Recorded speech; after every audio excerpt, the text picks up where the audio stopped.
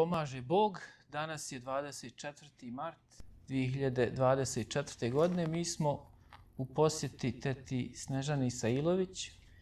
Dogovarali smo se nekoliko mjeseci i nikako da dođemo na red, ali evo tu smo sad napokon da obavimo jedan intervju i sa vama. Teta Snežana, recite mi nešto o sebi, od rođenja, gdje ste odrasli, kako ste došli u Ameriku, ukratko, samo da počnemo. Laka priča. Ja sam rođena sam u nekom selu gdje mi je majka bila učiteljica, ona je bila učiteljica. I tu sam rođena u stvari rođena sam u Zaječaru. Jer moj otac je bio sudija i pre rata nisi mogao da budeš oženjena učiteljicom. Ona je morala da živi u selu i da gaji decu seljačku za osnovnu školu. A čovjek je živeo u gradu, on je bio sudija. I morao je da živi u gradu, on je živeo, glavni grad bio Kragujevac u to vreme. I inače mi smo poreklom iz Kragujevca. I onda on je tako dolazio u to selo koje se zove Lužnice, nešto 25 km udaljeno od Kragujevca. I on je dolazio kod moje majke i tu dođe na vikend, a vraćao se posle kad treba da ide na rad u ponedeljak. I on je tako preživio na tom mjestu celu okupaciju, zarobljeništvo i svašta je bilo s njim. To je ta generacija koja je najviše stradala. I onda tako da, to je to. Ja sam onda bila mala, tek sam imala 3 godine. Kad je to bilo streljanje u Kragujevcu veliko, on je tu izveden na streljanje. I onda ja se sjećam toga kad je došao kući. Kako je došao kući? On je doživeo srčan, nervous break. On je imao nervous break tamo, jer on nije streljan, ali je bio u grupi da bude streljan. Bio je izveden ispred toga kordona Nemaca. I samo su trebali da ga oteraju malo dalje i da šutiraju. I onda on je shvatio to. On nije znao šta se dešava. Ali kad je izveden u toj grupi, on je razmišljao zašto je ova grupa, što mene izdvajaju. I onda on kaže, nešto mi je reklo, preskoči ova 2 koraka i nađi se u ovoj drugoj grupi. Nešto me je gurnulo. Tako da je on jednostavno okrenuo. Nemec je išao između ih, levo desno, stražario. I kad je čovjek okrenuo leđa na drugu stranu, on je napravio ta 2 koraka i našli su toj grupi. I to ga je spaslo, inače bio bi streljan. I oni ljudi koji su bili u toj grupi, 25 njih, oni se samo razmakli. Niko nije rekao, evo ga jedan ekstra, odvedite ga. Nego su se samo razmakli, ljudi su čutali. Dođi i spasavaj se kako znaš. I tako da je on ostao živ, to je ostao živ. Onda je on shvatio da će ove da streljaju u kojoj je on bio, a njega neće. Oni su izdvojili tu grupu i kad se sve završilo, oni su njih naterali da marširaju u jednu školu koja je bila udaljena odavde. I onda je on išao oteran tamo u tu školu, ali on je već bio, kad je došao u školu, onda je pao nesvijest. Onda je imao nervous break. I tako da je on došao kući, tako reći, polumrtav. Sutradan, jer kad se to sve završilo. I tako onda je on shvatio da čuje puške, tako. Znao je da ih sve pobiše. To je ta grupa bila sudija. Oni su isterali svaj sudski personel, sudije i ljude koji su radili u sudu. Tako da to su bile njegove kolege, Klozić. Imao je druga sa koga je voleo i taj je streljan u toj grupi. Žena mu ostala udovica.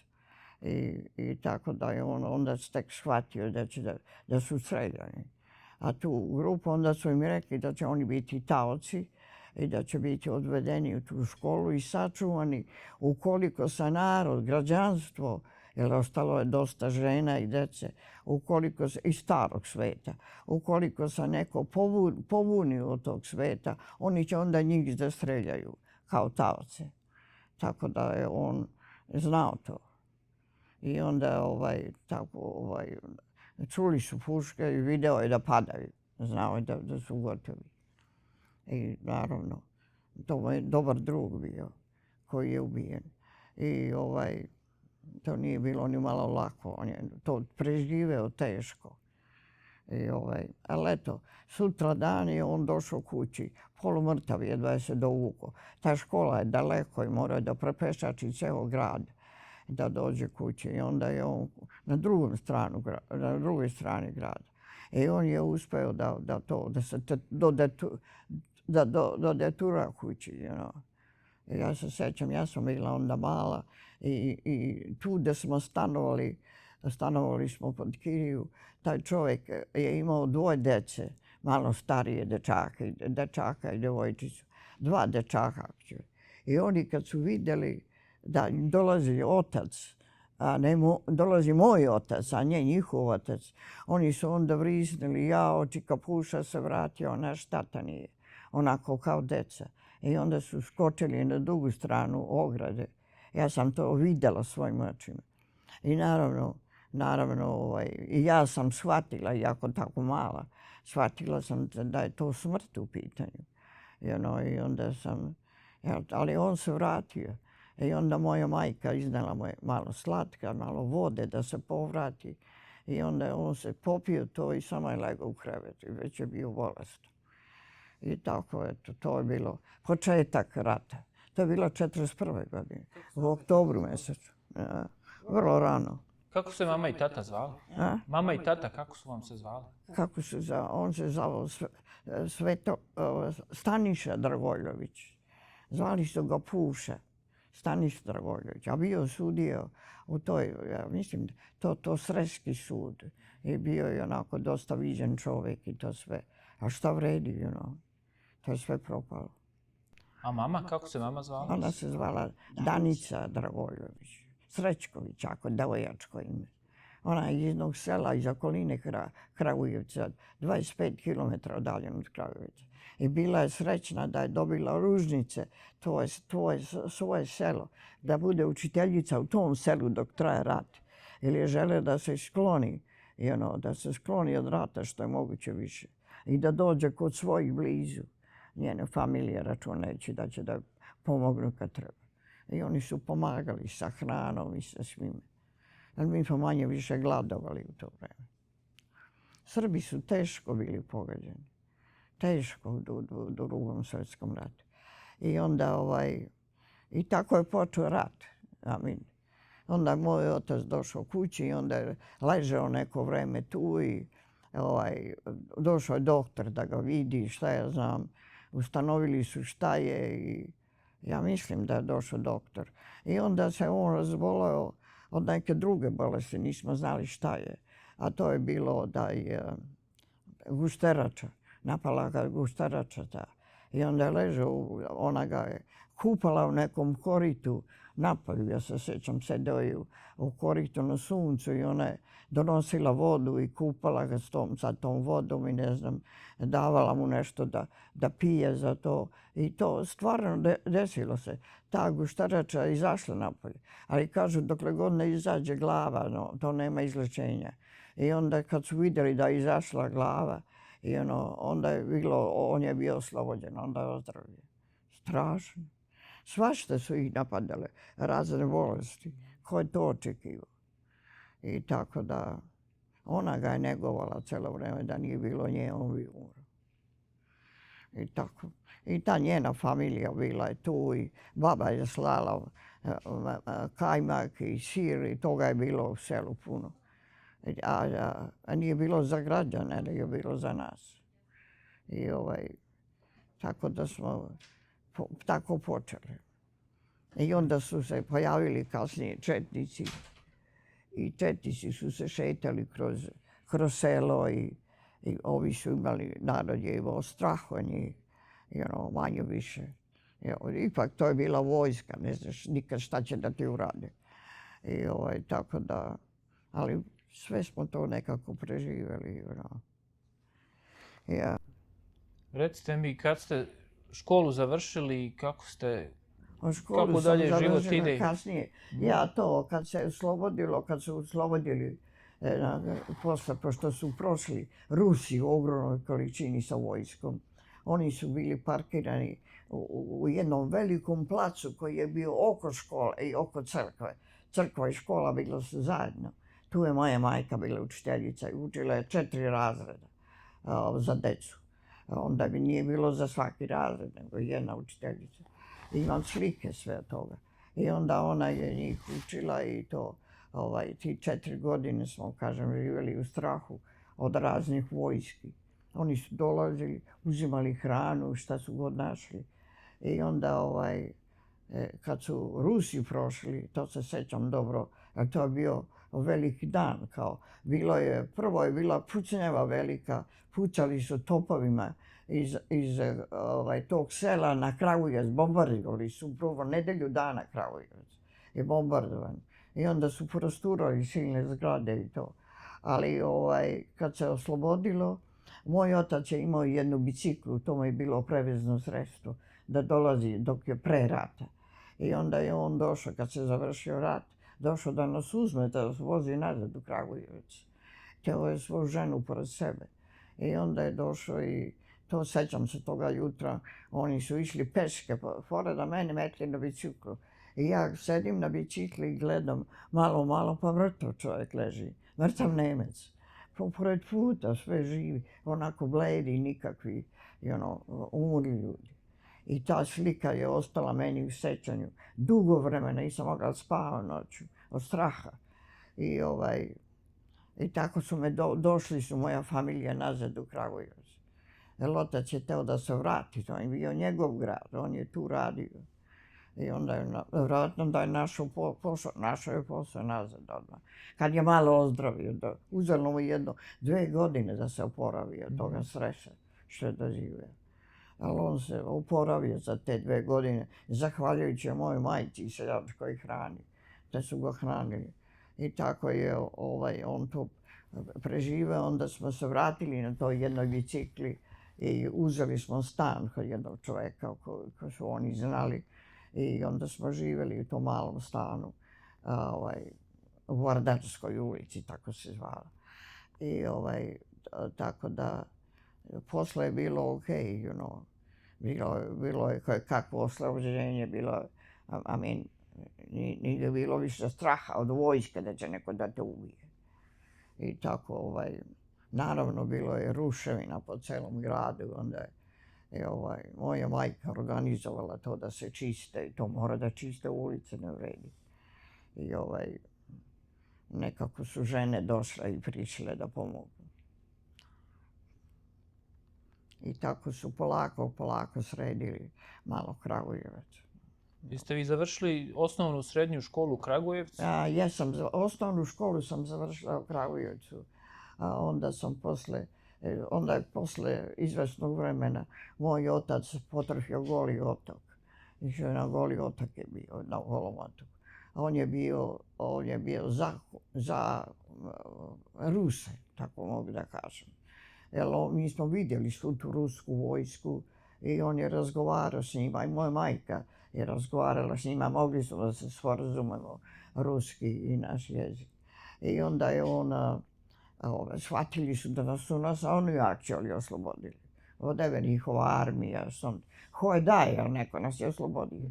Rusi su došli sa ogromnim buljukom vojske, to nije bilo malo, to je bilo dosta vojske. Jedino su tako mogli da pobede. I onda se sećam, govorili su, što se tiče Nemaca, toliko sam razumela, sve ćemo da ih pokoljemo. Oni su toliko mrzeli Nemce. I nije čudo, naravno. I tako da, to je bio rat, gotovo. I oni su isterani iz svojih kuća isto. Tako da, ipak su nas oslobodili, mogu da kažem. Toliko. U to vreme je bio taj Sremski front i onda moji rođaci, najbolji dečaci su otišli na taj Sremski front. zbog ideje o komunistima. Oni su bili svi za komuniste. I onda kad je došla ta rezolucija Infobiroa, oni su se svi izjavili za to da su za komuniste. I sve su istrpali u taj logor na Golom otoku. To je strašno jezivo. Naša istorija je ne pita, žalostna mnogo. Ali ne samo to, nego narod je stradao ni za što. Sve je to moglo da se sredi na diplomatski način, na miran način. A ne, oni jednostavno ne umeju da vode politiku. Jednostavno. Mogli su da se nagađaju sa Nemcima i sa partizanima, sa komunistima. Jer Stalin je bio bog i batina u to vreme. Mogli su da se nagađaju, ali oni blamiraju Churchilla da nam je to on sve napravio. Ovi četnici blamiraju da nam je on dao komunistima. A možda čovjek i jeste, ali oni su bili velika sila onda. On je se uprošio, jednostavno su podelili Evropu. Vi uzmite ovo i vladajte po vašem, a mi ćemo da držimo zapad. I onda su pre toga podelili zarobljenike, te koji su imali po logorima u Italiji, to sve. Ti logori što pričaju sad na veliko.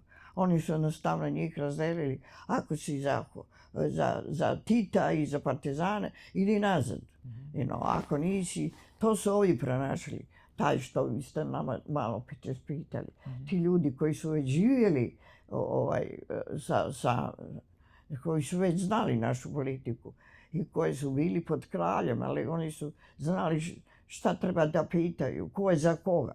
I kad su pronašli ko je za koga, jednostavno daj mu papire, idi nazad u svoju zemlju. Ako ćeš da živiš pod komunistima. Ako nećeš, onda te presele na zapad. I mogli si da biraš da god dođeš. Nije trebalo ništa da ovi zarobljenici naši iz logora, kojih je bilo, nije bilo tako malo. I nisam znala, čitam u ovome novinama danas da su kraljica Marija je pomagala te ljude. Slala im je pakete u zarobljeništvu. Oni su dobijali pakete. Ja se sjećam, samo su oni imali čokoladu unutra. Ja sam uvijek bila željna čokolade. Samo su oni imali to u paketima. Oni su dobijali, ona je to kupovala u Americi i pakovala u svaki paketić za narod, za zarobljenike nje. Ona je volela srpski narod, kraljica Marija. I bila je dobra žena. I tako da to sam kasnije pronašla. Ja to nisam znala kad sam bila u srednjoj školi. O tome niko nije govorio. A šta da radiš? Nesreća i nesreća narod i to je sve bilo zbrkano. Nije moralo da bude tako. I prvi rat i drugi svjetski rat, oba dva su screw up. Naša vlada nije umela da upravlja. I taj kralj je teo da napravi kraljevinu Srba, Hrvata i Slovenaca. Hrvati nikad nisu htjeli da uđu u tu kombinaciju. Oni su bili pod pritiskom zato što su izgubili rat. Našli su se na tome da su izgubili rat. I onda su oni rekli bolje da idemo sa Srbima, da ne plaćamo reparacije ratne i to sve.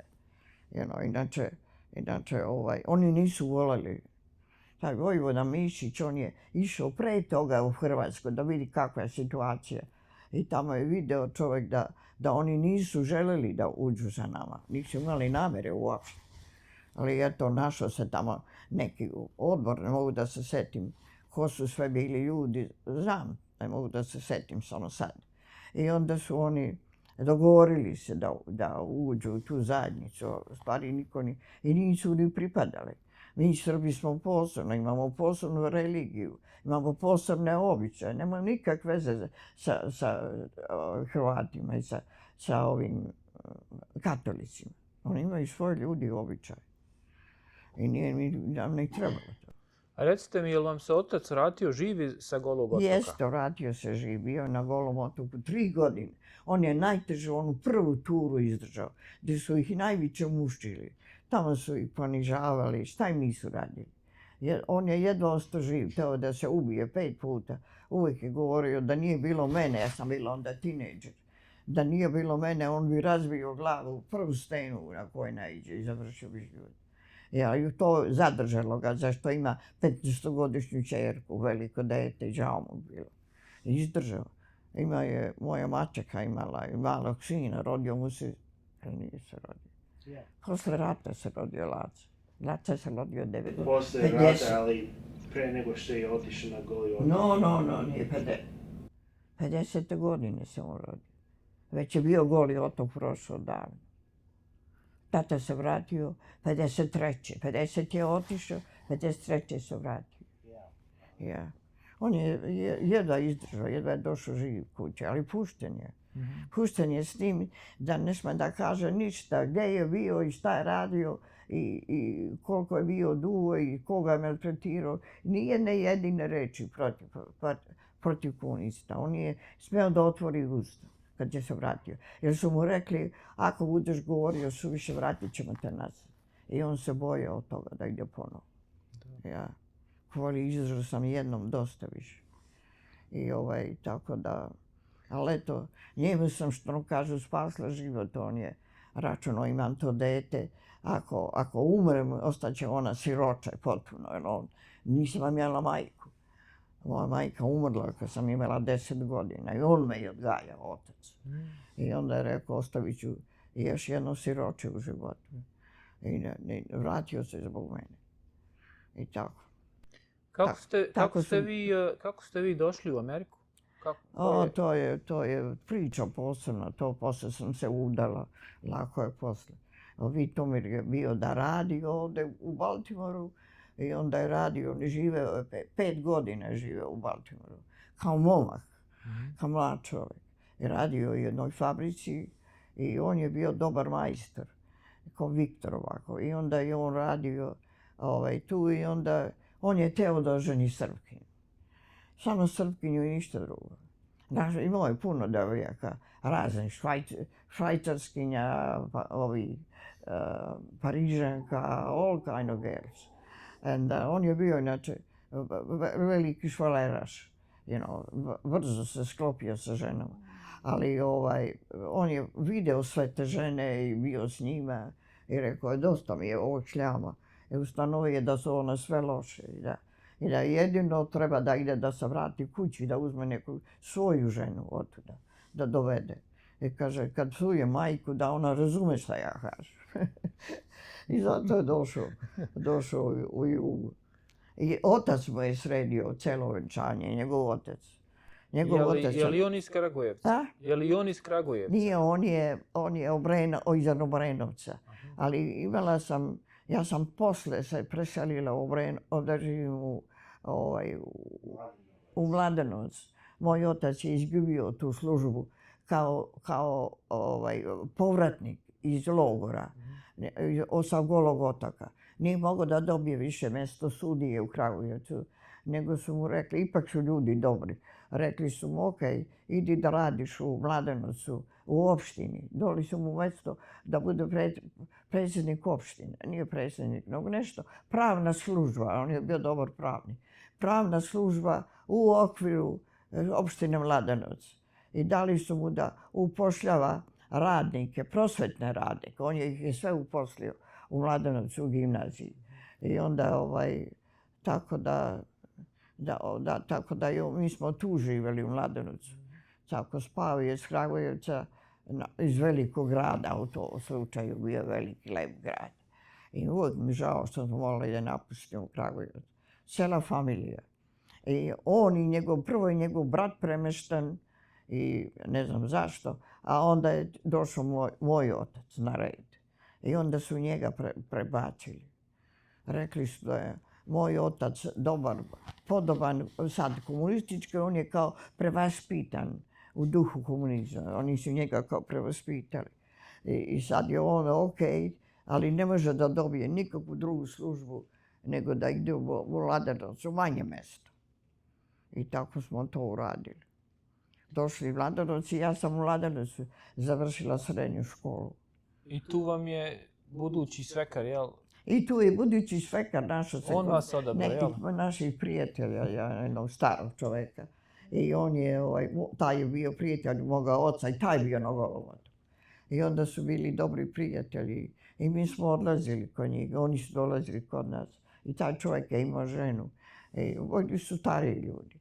I onda došao mu je sinu, sin je rekao da će doći u proleće i da mu nađe neku ženu Srpkinju koju će da oženi. Neka, da bude neka sa školom i da ne bude glupa osuđena. Mislio, ne može da nauči engleski, a kao ni drugo nešto, ako je mlada.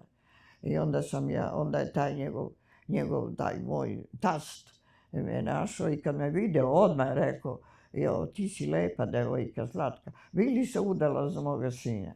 I ja sam onda rekla, što da ne. Ja sam bila mlada onda, so who cares? Mislila sam, sad će onda dođi iz Amerike da ženi mene, pa toliko žena. I rekla sam, ok, što da ne. I onda stvarno, čovjek je pitao i to je bilo januar u mjesecu.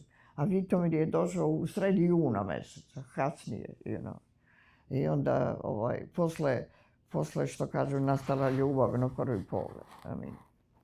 Je li bio zgodan? A? Je li bio zgodan? Pa bio je pristojan, Ja sam ga zvala onda Čikica, jer za mene on je bio star. Ja sam bila mlada, vigorosna, išla sam brzo i sve to. On je išao malo sporije, imao je stomačić, već je imao stomačić. Već je čovjek ušao u godine, imao je 30 godina. Ali ja nisam marila. Sve mi je bilo jedno koga ću da oženim u ono vreme. Nije bilo važno kao svakoj ženi da se udam. I jeste se to ljeto već vjenčali? A? Jeste li se odmah to ljeto vjenčali? Jesmo to, 67. Da, tačno, to ljeto smo se vjenčali. Vjenčali smo se, ne pitaj. Taj otac, seljak, zvao je celo selo na Saronu. Imam slike, 400 ljudi su jeli, od supe do gibenice, sve živo. I meso, zaklao je 4 vola i ne znam koliko ovaca. On je imao je ovce, imao je soljak, čovjek bogat. Imao je volove i šta znam, to je sve bilo poklano. I ne znam koliko čikeni to da pravi supu samo. I onda cijelo selo je učestvovao, cijela ekipa, imam sliku, poređali se svi seljaci, došli da pomognu. I sami dođu da ti pomognu, da kuvaju ovo, ono. I za čas je to bilo postavljeno 400, 4 puta ti stali su bili postavljeni. Dok se sav narod nije najeo. To je bila opšta gozba. I tako. I moja familija, njegova familija i seljaci ostali iz onih drugog sela, onog trećeg sela. Neka njihova rodbina. Nisam vidjela ljude u životu, ali tad sam ih vidjela. I onda sam morala da se zdravim s njima. A iza mene je bila plaćena muzika, imali su cigane muzike. I onda je bilo vreme ta pesma Na Uskrs sam se rodila Džanu. To su pevali non stop, probili su mi uši. To je bila popularna pesma te godine. A to je bila pesma za cigane, actually. Ali dobro su izvodili. I pevali su stalno. I nisu bili dosadni ta muzika. I tako da, interesantno je bilo to većanje. Ja sam pristala, to je bilo narodsko većanje, a ja sam bila za narod, I don't care about it. Važno je da sam završila to. I jeste li odmah za Ameriku? No, nismo, čekali smo 6 mjeseci da dobijemo papire. 6 mjeseci je Vitomir visio u ambasadi američkoj. A to je njegova zasluga. Jer on je stvarno išao na razgovor, gurao ih je da pokrenu moj papir, da srede moj papir. I oni su dosadio je. I oni su gledali moje papire, vidjeli su da ja nisam neka glupava, da nisam, valjda imali su dobar deal, Ipak sam bila školovana, koliko toliko. I imali su sve podatke, I onda su oni to preispitali i odlučili, ali nije lako doći u Ameriku. I to je trajalo 6 mjeseci, već je pao sneg u velikom polju, u tom selu da smo mi čekali. Čekala sam kod njegove familije, u tom selu u velikom polju. I živjela sa seljacima non stop. I tako da, a on je išao u Beograd manje da da vidi da li može da pogura stvari. Njemu se žurilo nazad, jer imao je posao ovde koji je treba da prihvati kad se vrati. Čekao ga je posao da radi dalje. U istoj ovoj fabrici da je radio. Oni ljudi nisu ga isterali s posla. I tako, nego da se vrati. I on je žurio da se vrati i mi smo uspeli da dočekamo tih 6 mjeseci da me prime i to. Jel se tad putovalo brodom ili avionom? Išli smo avionom. Vitomir ne bi išao. Mogao je, ali on je teo luksuzno da dođe u Ameriku drugi put i da dovede mene i bio srećan da. Onda posle kad smo došli u Ameriku, actually, trebao je prvo da ubedi mene da je ova zemlja kako treba. Ja sam imala mnoge, da sam se kolevala, kakav je to narod, da nemam pojma o tom narodu. Znala sam to. 68. znači, kad ste došli u Ameriku? Koje godine? Pa 67. 67. dobro. Odmah, 17. decembra. 17. decembra. I onda je posle toga počeo živjeti. Ja imam sve slike od početka, od odlaska. Dat će nam Viktor. Viktor će nam dati. Da pogledamo. Od kad sam selao i to. A ta moja svadba, to je bilo stvarno interesantno. I tako, još uvijek imam lepu uspomenu. Lepo je to. Tako reći, ćemo me narod isprati. Naš narod je dobar ko hleb. Možete ga mesiš kako god hoćeš. I to i radi. I tako sam uspjela da dođem. I kad sam došla ovdje, onda mi se život okrenuo 100%. Onda je bilo sve drugačije. Kako vam je bilo? Pa lepo. Imala sam nostalgiju, dugo vremena, nostalgiju za mojim. Ja sam tamo ostavila i prijatelje i mogla sam da dobijem posao uvek u svakoj školi i to sve. I to mi je bilo žao. Mogla sam, ali nisam, izabrala sam Ameriku, to moj choice. Samo možeš da ćutiš, da trpiš da te snađe. I onda sam došla ovde, but I have feeling, that my heart was empty. Nije moj narod i to sve. Ali polako prošlo je to osjećanje. Vi ste faktički u Glen Burnie svo vrijeme bili, tako? U Glen Burnie smo došli, on je našao odmah apartman, imao je nekog druga Mađara i taj mu je pomogao da nađe apartman odmah i kola su nas čekala kod toga Mađara, ostavio bio kola kad je pošao kod njih i njegove žene. Tako da sam ja došla u njihovu kuću kad sam došla. I onda sam tu prespavala u lepom, čistom krevetu i sjećam se, prvi put sam imala pleasure da živim u američkoj kući. I sjećam se kad sam se okupala prvi put u njihovo kupatilo, a ono sve čisto, belo. Ja se okupam i pogledam, ono cijela linija na patosu, od moje prljavštine iz Srbije. Skinula sam, ali skinula sam sam prljav deo i ono palo dole i zalepilo se za kadu. I said, oh God, kako ću sad da ostavim ovdje? Bilo me sramota. I onda sam brzo našla da brišem. Našla sam napkine da obrišem to da se ne vidi. I posle kad god sam se kupala, sam pazila da ostanu trag. I tako. I onda sam se prala pre nego što sam pošla. Znaš kako je to u Jugi. Pereš se do pola i od pola, a ono pola ostane. A tu je najveća prljavština. Koliko vam je trebalo da naučite engleski? Trebalo mi je dugo vremena. Vitomir je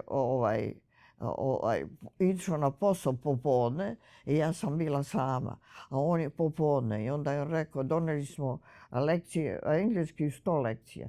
I onda je on pročitao svaki put lekciju i ostavio mi je izgovor kako da izgovaram. I onda je on naravno imao greške i ja sam naučila da grešim engleski. To sam kasnije shvatila. Naša komšika rekla, kako to da žena govori bolje engleski nego ona, on je duže u Americi. I to sve, ali ljudi razumeju bolje. Ali ne mogu da kažem za američki narod, taj što sam ja imala kontakt, ti moji susedi, to vrlo fini narod. vrlo fino. A s kim ste se družili ovdje kad ste došli? Jeste Pa li eto kažem, družila sam se u početku s tom Mađaricom jednom. Ona imala malu decu i ona je dolazila s tom njenu decu kod mene i ovi su bili mali pa su se igrali zajedno. Tako da to je bilo u početku.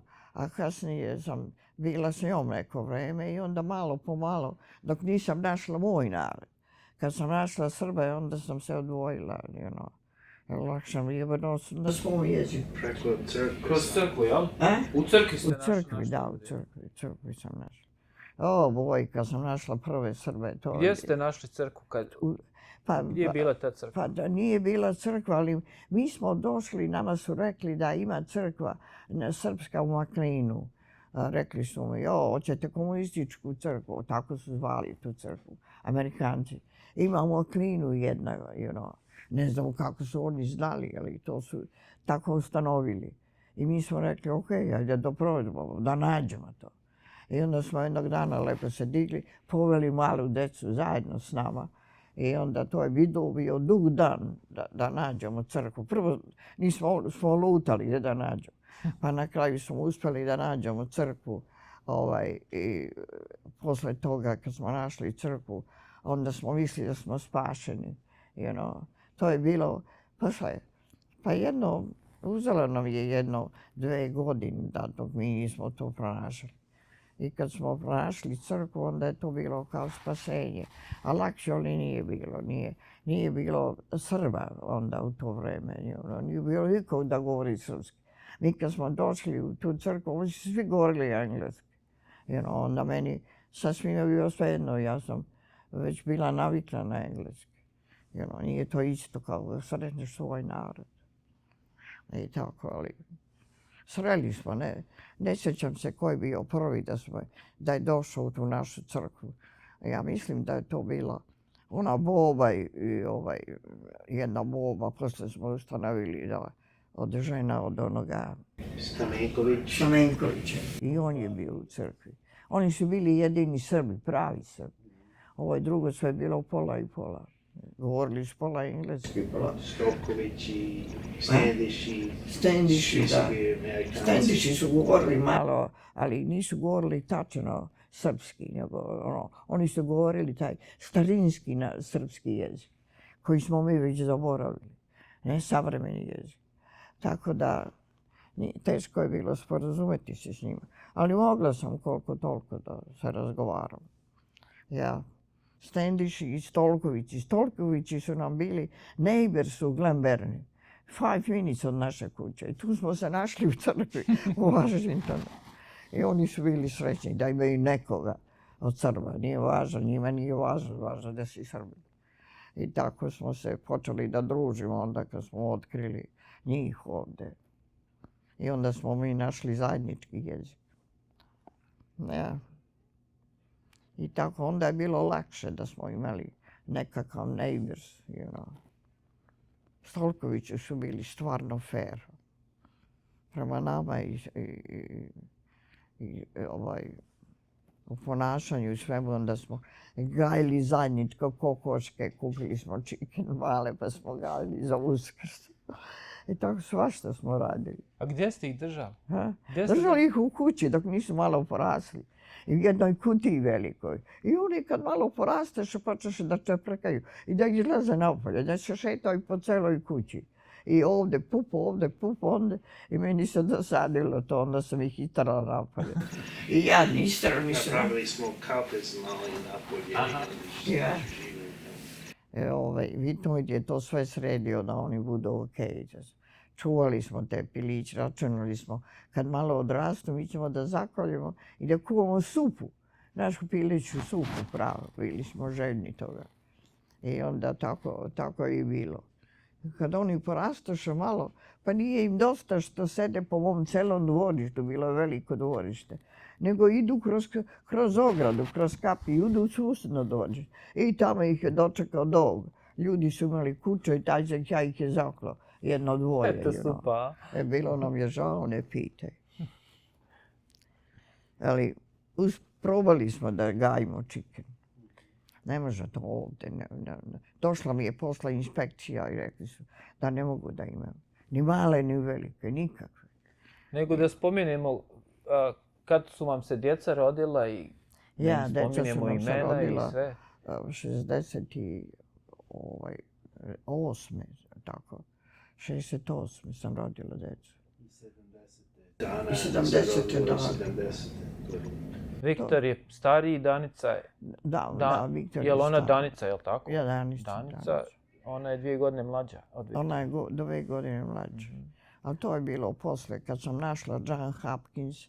I John Hopkins je imao odelenje u Lembernu gdje su pregledali sirotinjske žene za porođaj i to spremni da održe porođaj dok ne rodiš. I dolazio je doktor iz John Hopkins. Svaki mjesec dana, jedan puta su mi zakazivali da dođem na pregled. Ne mogu da kažem, oni su to vrlo fair izveli. Tako da bila sam pod kontrolom i tako sam donela dete. Hvala Bogu, ja sam bila zdrava onda kad sam rodila decu, i nije mi ništa smetalo. I onda sam rodila normalno, bez nekog carskog reza i ne znam ovo i ono. I tako da to je bilo okej. Oni su izveli do kraja to.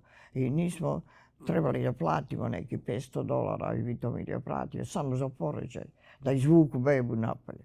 Ali to je on uradio sve, doktor. I tako da to nije bilo teško.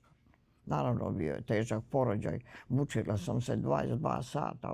Ovaj je zaspana pola puta, pa nismo mogli da ga probudimo.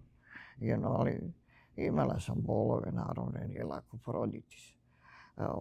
Bilo bi teško i ovako i onako, ali eto, izgurala sam. Sjećam se kad je ona iznešena napolje, ja sam odahnula i onda je Vito čekao u hodniku i video je kad su proneli malu bebu. I kaže, video sam jednu suzu njegovu, veliku suzu. I tako sve zbog te suze. Ja sedim s njim, sedim sa Vitominom, ceo život, trpim njegove muke. I kaže, ženo, nemoj nikada me ostaviš svog deteta. Samo se sjećam te velike suze kako je on plakao. I to je bilo dovoljno za mene. Ja sam bila dobra majka. I koliko imate unuka? 4. I hvala Bogu, sad su svi živi, porasli. Da im spomenemo imena i šta radi. Da im spomenemo imena i šta radi. Da. Oni su, treba da vidite Stevu. Steva je pilot, ogroman. Sad je kapetan od toga aviona. Koji vozi sad? Divan avion, ne znam koje marke, ali divan avion. On vozi neke bogataše koji hoće da putuju, neće da čekaju na redovnu liniju. Nego plate odmah i malo više i plate i onda ih prenesu gdje treba. I stalno ih vozika, te u Kaliforniju, te u Floridu, te u Aljasku, gdje god idu oni. Oni idu s njima. Ali on to voli da radi i upravlja dobro avionom. Pričao nam je kad dođe kući od nas kako to izgleda sletanje i uzletanje, to je najteže. I onda nije to tako lako, to je cijela nauka. Kako da uđeš negdje između 2 brda, negdje ide na planine, direktno. I onda on je to sve savladao i išao u Floridu na trening, ide svaki put na trening. I naučio je sve to. A Sofija? Sofija je dobila upisala je, dobila je da živi u Luizijani, da ide na fakultet u Luizijanu, medicinski fakultet. Ona hoće da bude doktor, gotovo. Ona će kao njena majka. Hoće da bude i ne može niko da joj pokoleba. I onda dobila je Luizijanu. Ne znam koji grad, neki mali grad. Shreveport. I onda će da ide uskoro. Treba da ide u aprilu da nađu sobu i da je srede tamo. Dana je završila za doktora. Pre-medical. Ona je završila u Towsonu pre-medical.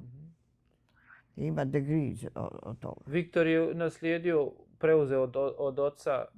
On je preuzeo radnju. Radnju, da. To je Vitomir hteo da mu ostavi radnju. Na to smo računali. Vitomir je to sve gradio tamo zbog njega. Da mu ostavi, da se on manje muči. A on se muči isto toliko koliko otac. Možda i više. Možda i više. Možda i više, radi u celu noć. Vitomir je radio do 6 sati, onda sedne i gleda televiziju. I neće da mrdne. Nekako je to uspeo da izdejstvuje. A ovaj radi po celu noć. I meni srce boli, šta da radim. Pa, kaže Viktor, bolje mi je da radim nego da gledam televiziju. Pa ja, da. I u pravu je donekle, jel? Pa ima, da, ovdje nema, ovdje sam samo gluposti sad. Viktor, Da, pa tačno. recite mi unučice sa Viktorove kćerke, kako se zovu? Dobre su one, Ana. Ana, on me njih uposlio. Ona je došla iz Filadelfije i on je lepo rekao, dođi ti kući kod mene ovdje i onda je nabavio QuickBooks i da ona će da radi na kontenju. I hvala Bogu, ja ne mogu više 2 broja da sam ne radim. Preuzima od vas. Vi ste to radili tolike godine. No to sam ja radila. Ja sam radila bookkeeping dugo godina. I bila sam dobro u tome, ali ne vredi. Sad ima ta nova tehnika na QuickBooks, ide sve brže, ide i to je on naučio nju. I to je dobro. Tako da će ona da nastavi to. Odlično. I dobro je za nju. A ova mala Mary, ona je počela da studira biologiju i sve je bilo fino, ali odjednom dete je pronašlo da će da dobije puno više para ako radi kao welder. Kod Viktora i kod nekog bilo koga, kao welder. A specijalno ako velda neku vodu negdje pod mostavima. I kaže, tu se plaćaju ogromne pare za to. Upravo je. Ja. I neće da radi za jeftine pare. Ona kaže, tamo ću da dobijem puno više. Za jedan dan zaradim koliko mi treba za mjesec dana. Kad je Viktor pravio nama za crkvu ove stvari, da pravimo svijeće, tad je ona bila, kako je bilo, na godišnjem ili nešto, uglavnom pomagala je Viktoru i tad je zavoljela zavarivanje. Tad je zavoljela zavarivanje. Pomagala mu je da zavaruje. Može biti, ona je radila kod njega malo po malo. Kod je prvi posao radila za te sveće i voljela ona se zainteresuje. Ona isto ima kao on, ima mozak, voli te stvari. Ja sam rekla, kaj radi što god hoćeš. To je tvoj život. Ja sam željela da ona bude biolog ili nešto, akademski školovana, ovako ko dana nešto. Ne, ona hoće da bude welder, pa i tu budi welder, šta da radi. Ja mislim da je to jako, jako dobro zanimanje. Pa to ona kaže. I vidim na internetu kažu da danas ima puno poslova za weldere i za te razne zanate. Jer Amerika ne daje više decu na školovanje za zanate, nego svi idu u školu i sede ispred kompjutera. Pa ne možemo svi da posluju. Treba neko da radi. Treba im radnici. Da. Ja, i onda jedva su dočekali da ona switch fakultet na to. I oni su pristali to. Ne znam šta je bolje, to će oni da vide. Ali eto, tako da oba dvoje su manje više sređeni, 2 devojke i Steva od Dane i Coka će da završi fakultet. I Coka će definitivno da završi fakultet. Jer ona toliko voli tu medicinu da nema da prođe. Da to mora da uspe. Recite mi, jeste li imali prilika da se vratite, da posjetite svoju porodcu nakon što ste došli? Jesam, nekoliko puta sam išla. Kakve imate uspomene? Pa imam loše uspomene. Sve je gore i gore nego što sam ja ostavila. I tako. Familija je još uvijek slatka i fina i onako. Dočekaju me lepo i sve. I časte me i goste me, ali oni se ponašaju lepo. A narod ko narod, on je dobar. Recite mi iz vašeg iskustva, ovo što ste spomenuli za vašeg oca, kako je samo osjetio nešto da ga gurne, ja u tome vidim Božji prst, naravno. Ja u svemu vidim Božji prst. Jeste Božji prst. Kakvih još ste imali u svom životu iskustava tako sličnih da možete s nama podijeliti? A eto to je, on je jednostavno prešao u drugu stranu. I to ga je spaslo samo 2 koraka. Ali čekao je da se Nemac okrene jednu stranu, pa se okrenuo drugu stranu. Onda on je iza leđa njegovih ušao. I najinteresantnije što narod nije reagovao, ti ljudi koji su bili tu, samo se razmakli da ga prime, ćuteći. Sve to mora da bude u tišini. Imaš i neku drugu priču da si zamolila Boga za nešto i... Ja imam toga puno. Yeah. Toga puno imam. Ajde, sjetite se nešto da podijelite s nama. Zamolila sam Boga. Molila sam Boga da odluči šta da radim, da ostanem u zemlji ili da ja sam imala onda, živjela sam u studentskom domu i bio je pun devojaka, sve lepe, mlade devojke. I onda sam lepo išla iz sobe u sobu i pitala sam sve, jel ima neko ko bi se udao, one su sve bile mlade, jel ima neko ko bi se udao za moga nasu kojeg sam ja našla. On je Amerikanac, ide u Ameriku, odvedite u Ameriku, jel bi voljela da promeniš, da živiš u Americi. Nijedna nije htjela. Nijedna nije htjela. Ova ima familiju, ova ima oca, ovaj ne može to momka, niko nije htio da, ja sam mislila da će one oberučke da pitaju. No, niko nije htio. Tako da imala sam i onda sam rekla, Bože, šta da radim? Daj mi savjet, šta da radim? Jer to je bilo moje goruće pitanje. Šta da radim? Ili o vama ili o nama? Nema da sad to vazdan odlučujem. To je jedna noć bilo pitanje. Nisam mogla spavam naravno cijele noći. I onda se pitala za savjet. I naravno, niko nije poslao savjet. Moraš sam da odlučiš. To jedino ti možeš da odlučiš. I to je bilo tad. I onda sam se pitala isto za savjet kad mi je otac umirao. Otac mi je umirao i ja sama s njim. Nema nikoga u kući. Ne znam, moj stric otišao negdje, treba je da dođe, ali nije došao. I onda moj otac leži i tu ja znam da umire. I onda šta ću? Ja otvorim prozor na vratima, otvorim prozor na kujini i gledam u nebo i kažem, Bože, pomozi mi sad. Pomozi, to sam se iskreno iz celog srca molila. Pomozi mi sad ili on će da umre i zaustavi ako može da ne umre. Ako si rešio da ga uzmeš, nek bude volja tvoja. Ti si odlučio, ja menjam sad. Ti si odlučio, ali spasi ga ako možeš. To je bilo posljednji moment da sam ja molila. I tako je, ništa, on je sutra dan umro. I rekla sam, ako treba da umre noćas, onda daj mi vremena da odemo do radnje, da kupimo neku novu belu košulju. Rekao mi neko, treba da mu se obuče nova bela košulja. I onda sam rekla, daj mi šanse da odem do radnje, da kupim belu košulju. I tačno, on je umro sutra dan u podne, u sred podneva. I kažem, daj Bože da umre u podne, tako da ja vidim to sve. I tako da se ne bojim, jer toku noći je jezivo. I onda sam to rekla i to sam doživjela stvarno. On je umro u sred podne, najvećem suncu napolju, bio je septembar mjesec. Divan dan. I onda je izdahnuo. I tačno znam kad je izdahnuo. Došao jedan Čikamilija, neki naš sused. On je tu najbliži bio i on je došao i sedeli smo zajedno nas dvoje. On je donio sveću i sve što stariji čovjek. I sve što treba i onda je on, čim je počeo da umire, on je zapalio sveću. I tako da umro je po svim običajima našim. Ali brzo je zaspao, nije bilo problem. I tako da, i tu sam se molila Bogu i doživjela sam jedino to što sam doživjela. Da je umro u sred dana. I eto to je, u najboljem suncu.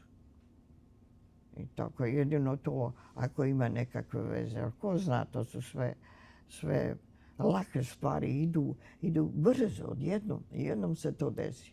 Jednom se desi da će da umre, jednom se desi da ti dobiješ savjet. To traje na minut. I onda ako ne razumeš poruku, onda ne vredi. I poruka ili ne poruka, ali tako je. I onda sam ja shvatila da je to kao Božji prst u pitanju. I onda sam se složila da je vreme. I sad mi moje sestre kažu, nemoj da umireš, to se čeka do posljednjeg dana. Nemoj za živu glavu, čekaj da te Bog pozove. Pa neće on meni šalje telegram dođi. Neće. Moraš sam da osjetiš kad je vreme. Kad je vreme ti ideš sam. I tako, da, tu sam osjetila da ima neke imena. To sam stvarno, ali sam se stvarno molila iz sve duše. Možda se moliš iz sveg srca da to dođe do njega. Valja da je tako, nemam pojma. I tako je došlo da je on učinio i uslugu. Ako je tako, ko zna šta je u pitanju. Vidjet ću kad odem gore. Nema druge. Svi ćemo to da provjerimo jednog dana. A? Svi ćemo to da provjerimo jednog dana. Da, svi ćemo da provjerimo, da ne vredi. Šta ćeš, neko danas, neko sutra, gotovo. Ipak ti neki detalji nam daju neke ovako slike koje ako hoćemo da otvorimo oči, vidimo da zapravo je tu prst Božji se dešava. Možda ne u svakom trenutku, ali sigurno da proživimo neke detalje. Izgleda da hoće da pomogne, ali samo u momentima. I kratko, za brzinu. Ako propustiš taj moment, onda je gotovo.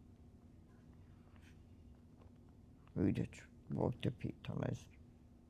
Ne znam. Ja lično sam spremna za groblje. Spremna sam za sahranu. I za sve to, da se preselim u drugi život. Zato što ja imam gore majku pre svega, koja je mene napustila u 10 godina. I onda imam oca koji me napustio kasnije u životu. Ali ja sam voljela i jedno i drugo mnogo. Naravno, specijalno kao dete od 10 godina. I onda imam celu familiju, imam puno familije. Stričeva i rođaka i ne znam ovoga, onoga. I sve ih je lepo vidjeti, ako ih mogu da vidim. Bit ću srećna da ih vidim. Razne vrste i seljaka i radnika i svakakve vrste. Ali imam ih dosta gore. Ako će neko da me čeka, ima plenio njih da me čeka. Ja. Velika su ta naselja. Naselja gdje naši srodnici žive i čekaju nas. Da, ja se nadam da tako, Bog te pita. Vidjet ću, nemam pojma. I sad. Ali ja lično sam spremna, nije mi ništa žao, Hvala Bogu, Vitomir je držao ko malo vode na dlanu. On je pazio na mene. On je bio A-type. On je gurao kroz život. Sve sam. Sam je našao posao, sam je našao mene, sam me doveo u Ameriku. On je odlučio o svemu. Sam je kupio tu kuću što imamo. Ja sam samo pomagala. Rekla sam ok, that's ok. Pitao me za pitanje, nije bio da samo kaže ja moram tako. Ne, pitao se, slažem se. Ja sam uvijek slušala, ja sam bila osoba koja slušam, koja pratim. B-type, što kažu. On je bio A-type, on je stvarao, i nije me puno pitao. Pitao me, ali he asked my question and that's it. I have to answer yes or no. I tako je to bilo. Ja sam samo pratila njega. On je sve osnovo i tu kuću, i tu radnju, i radionicu, i našo radnike, i sve. Sve je to bilo njegovo delo. On je bio, i on je vrlo verovao sebi. Gurao. Takav je bio to tajp. I Dana je takav tip. Viktor nije takav tip, a Dana jeste, ona je vrlo probitečna. Evo, došla je da bude na fakultetu tu, u NIH da radi. To nije lako doći tako.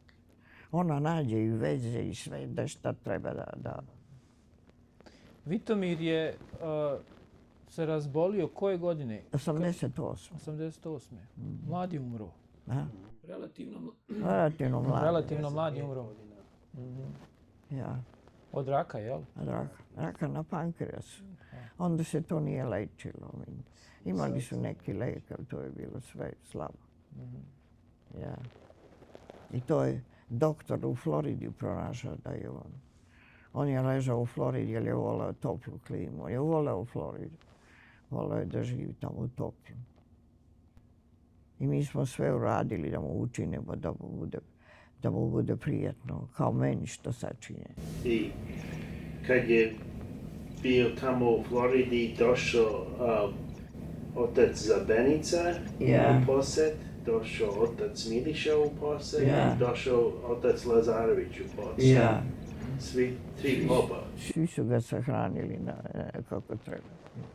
I ispovedao se tamo kod njih i to. Je li on sahranjen ovdje? Sahranjen je ovdje. Morala sam da ga donosim ovdje. A i to se naš prijatelj, ona žena naša, ona je sve organizovala. Da ja ne bi ni umela. Ona je to sve sredila da ga donesu ovdje, da ga sahranimo u Washingtonu. A ovaj otac Zabenica je našao grob u sred Washingtona taj, na onome. Tako da ja imam 2 groba tamo. Jedan za mene, jedan je spreman pored Vitomira. Tako da ćemo da ležimo tu zajedno. I tako.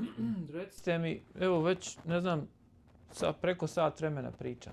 Nije li? Nadam se da se niste puno umorili. Ja nisam. Nego evo polako da vidim, ja sam vas pitao neka pitanja, ne znam da li sam, imate li nešto što bi volili da podijelite s nama? Pa, šta mogu? Meni je se srce napunilo kad je došao McLean i kad su oni se tamo rasturili u crkvi. A ne znam zašto, ali su se rasturili. I tek jednog dana ja otvorim salu, puna sala sveta. Onda mi je srce puhlo.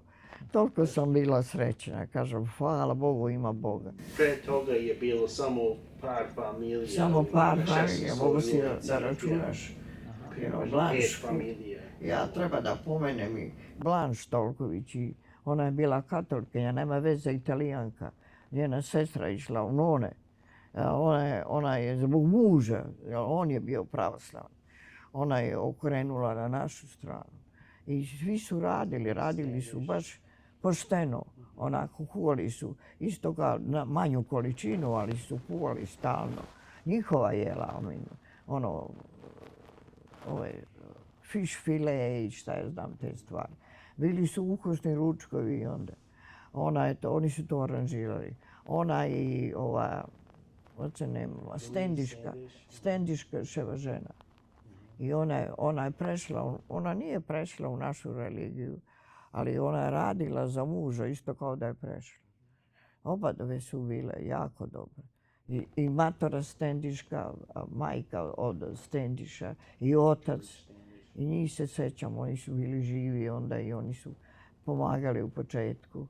I tako da su svi doprineli. Ali kad je McLean došao, oni su napunili crkvu. Onda sam bila tako srećena. I kažem, Bože, uspeće ovo. Je bilo posle kad je tata umro, posle 88. Posle toga malo, 90 godina, 90. Došli su svi iz McLeana. Ja, ako možeš, da mi dođeš. Milan Višnić. Momčilović, je li tako? Ilija? Višnić. Ilija Momčilović, je. Ilija Momčilović, i on je umro tako. I Rada Petronivić. I Zaza, to žene su bile kuvarice, naše kuvarice. One su kuvale stvarno dobro. I bila i Duško i Seka Grčić. Ona Grčićeva žena, da. I on je dolazio. I Đuriškovići su bili u našu crkvu pre toga.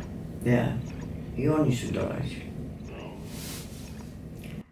I tako da stvorili smo malu društvo, a to društvo treba da se širi. Ja vidim sad je puno više sveta. Ja ne poznajem taj narod više. Onda posle toga je bio rat u Srbiji, onda su došli puno više ljudi. Onda su došli izbeglice. I tu smo pomogli. Tu sam vrlo proud na naš srpski narod koji je ovdje. Pre svega dali su tone odeće i obuće. Prikupili su za sirotinju. Samo ja sam iz mog podruma iznela puno starih cipela. i Cepakova. Pa onda odeće, pa sve je to otišlo preko Pittsburgha, ja ne znam kako, ali to je bila ogromna bala stvar. Oni su to došli, popakovali, zavezali i nekako je to sve utvoreno na brod, na ne znam na šta. I nisu mi rekli, samo su rekli da ide sve za Srbiju. I to su bile ogromne bale o stvari. Da oni kažu da su oni to dobili sve. I tako da pomagali su.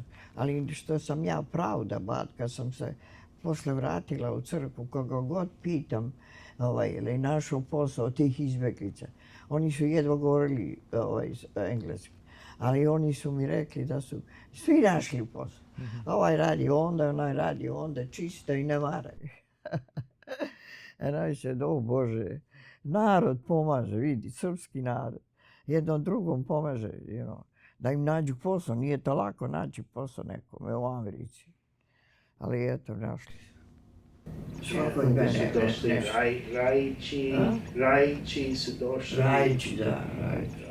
Pa Drina je počela da čisti crkvu, kao čistačica u crkvi, da sklanja sudove i to. I uvijek je nekom se našao da radi, i da hoće da radi. I sam htjela da kažem da Drinina ćerka isto i sve, ona je bila dete onda. I svi hoće da pomognu. I'm so proud of srpski narod. Stvarno, tek sam sad vidjela na delu koliko taj narod hoće da se žrtvuje za resto naroda. I ne pita pitanja. Ovdje trebaš molbe, trebaš žalbe, treba da potvrdiš ovo, treba da li hoćeš, da li nećeš, treba da pišeš cijelu istoriju. Oni su to jednostavno odlučili. Hoćeš da radiš, okej, evo posao. That's it. Vrlo je jednostavno. Ali niko nije ostao na ulici, beskućni. Od svog tog naroda niko nije beskućni. A ovi odmah se da ne znam, ne može da radi, da ne znam, ima problem sa drinking, problem sa ovim, sa onim. Kako to da mi nemamo problem, Nema problem, nego idi da radiš, da zaradiš hleb. Ja. I tako da, I'm proud of my narod, srpski. Za divno ću da imam taj osjećaj da ja sam pripadala grupi od naroda koji je koristan. I ne samo to, nego ume da se veseli. Oni umeju da se veseli. Odjednom vidiš, imaju neki miting, imaju svađu, ne znam, bune se, kako imaju parolu, zbog ovog ubistva što je bilo u školi. No violence. No violence. Hoće da uguše violence. I to viču na ulicama. I to sve to oni rade. I onda odjednom neko se seti, počne da igra kolo. I oni odmah se povataju kolo i vidiš samo kako se drma cela masa naroda. Igraju kolo. So what? Došlo im da igraju. U sred te mase vidiš samo da se narod drma. It means that they're happy, Znaju kad treba da se odmori, kad treba da se vesele i to sve. Dobar narod, mnogo. Šteta što to naš government ume da nas vodi kako treba. Treba nam samo jedan dobar government. Što je bilo pod kraljem, može da se kaže. Onda je se završilo koliko toliko. Kad je stari kralj bio živ.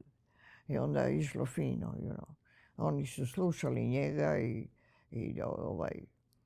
tako da on je njih regulisao. Nekako, I don't know, ali uveli su da, on je umeo da podesi to svoje ponašanje. Njega su voleli, kralja Petra I. Nikoga nije mrzeo. On kad se vratio iz rata, od Prvog svjetskog rata, oni su ga dočekivali na ulici sa cvećem u rukama. To je bio kralj oslobodioc. Ovaj njegov sin je posle zavrljao. Njegov sin je teo da naslavi kraljevinu Jugoslaviju, Srba, Hrvata. I što će nam Hrvati i Slovenci? To su dva različita naroda. Trebali su to ocene, to ne pripadaju zajedno. I tako to je onda nastala svađa. Nastala svađa za Drugi svjetski rat, pa se nastavilo u Drugi svjetski rat. I to nikad kraja o tome.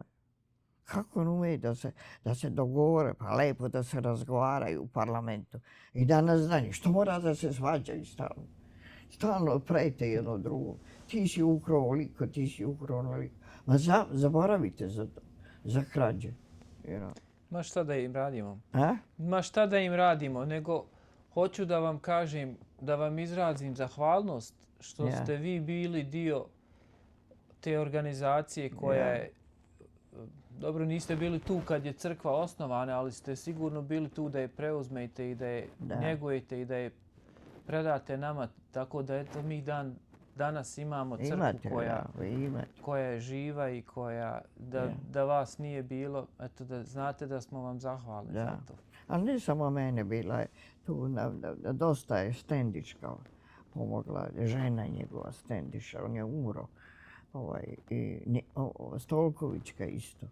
I Drakulić isto. Drakulić je bio predsjednik onda, I on je bio dosta miran čovjek. I on je isto uticao na to sve. Kad su kupili tu kuću na 16. ulici, samo je bilo mala parohija, imali su njih četvorica i moj muž je bio. Četiri, Moj muž je, ja znam kad su išli. Zobenica I Fader Zobenica. Vaš muž je napravio taj krš što je bio na 16. ulici. Da, on je napravio, da. Viktor napravio.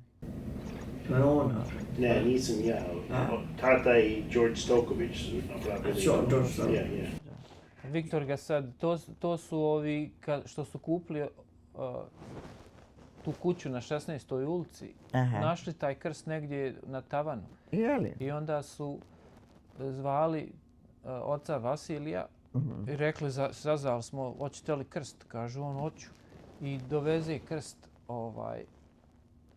u crkvu našu i sad je kod Viktora, popravlja ga pa ćemo ga opet instalirati ako Bog da. Tako da, eto taj krst. Još od vašeg muža. To si ti pravio posle kad je tata umro. Ne. Dok je on bio živ? On je uradio to. On je uradio to. Ne znam. Taj krst još uvijek se uče tu, jel? Zato nije na crkvi da stoji, ja kad god dođu, ja vidim on stoji. O ne, ti misliš da na zlatni krst gore, to sam ja napravio. To si ti napravio? Da, taj jeste Viktor, da. Nego govorim sa 16. ulici, našli je vaš muž napravio. A Viktor, da, on je Jeste vi bili tu? Znam da si ti bio kad je Vladika bio da ga blagosilja i sve, Vladika Mitrofan. Nisam. Nisi bio? Ima, ja mislim, ima video. Jesi gledao? Nisam gledao. Pogledaj, ima na YouTube, pogledaj. Hvala vam velika što ste nam ovako dali vrijeme dragocjeno. Drago mi je da vas vidim, drago mi je da smo popričali. Eto, da polako završavamo, ne znam, još da vam dam jednu šansu ako imate neku poruku još za kraj. Pa nemam nikakvu poruku, šta ima.